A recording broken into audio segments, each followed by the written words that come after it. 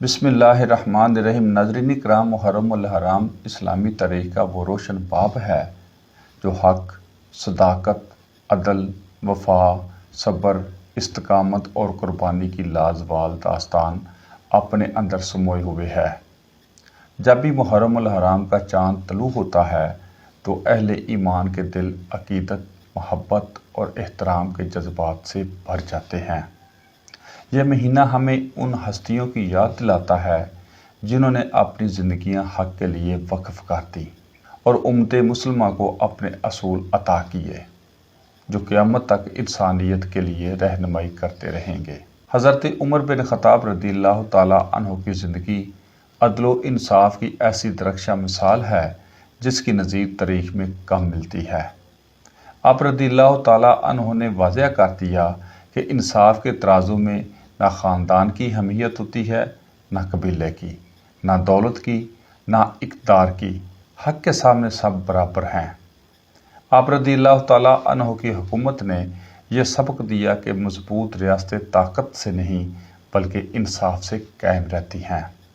جہاں مظلوم کو تحفظ ملے اور ظالم کو اس کے انجام کا خوف ہو، وہاں معاشرے امن، سکون اور ترقی کی راہ پر گامزن ہوتے ہیں۔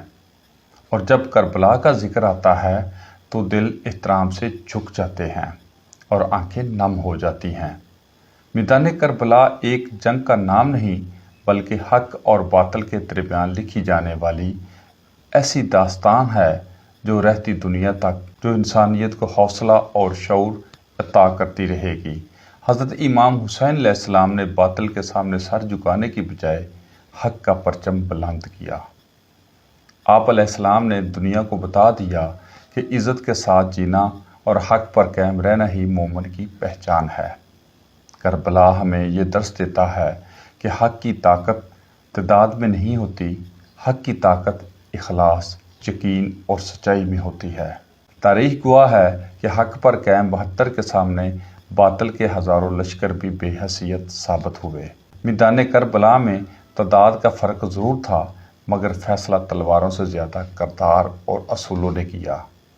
حضرت امام حسین علیہ السلام اور شہدائے کربلا نے اپنے مقدس اور پاک خون سے یہ پیغام لکھ دیا کہ ظلم وقتی طور پر غالب دکھائی دے سکتا ہے مگر دائمی فتح ہمیشہ حق کی ہوتی ہے۔ محرم ہمیں عدل عمر بھی یاد دلاتا ہے اور صبر حسین بھی۔ ایک طرف انصاف کی عظیم مثال ہے، دوسری طرف قربانی، استقامت اور وفا کی لازوال داستان۔ ناظرین کرام، میں مسلکی اختلافات اور تفرقے میں پڑنے کا قائل نہیں اور نہ ہی لنگر و نیاز کا انکاری ہوں اور نہ ہی کسی عقیدت محبت پر اعتراض کرتا ہوں۔ ہر شخص کو اپنے اپنے انداز میں مقدس ہستیوں سے محبت کا اظہار کا حق حاصل ہے۔ ہر کوئی اپنی عقیدت، اپنے احترام اور اپنے جذبات کا اظہار کرے، لیکن سوال یہ ہے کہ اگر ہم نے ان عظیم ہستیوں کے کردار کو اپنی زندگی میں نہ اتار سکے، اگر ہم انصاف کو نہ اپنائیں، اگر ہم حق گوئی سے دور ہیں، اگر ہم صبر، استقامت اور قربانی کے راستے پر نہ چلیں تو محض دعوی محبت کا کیا فائدہ؟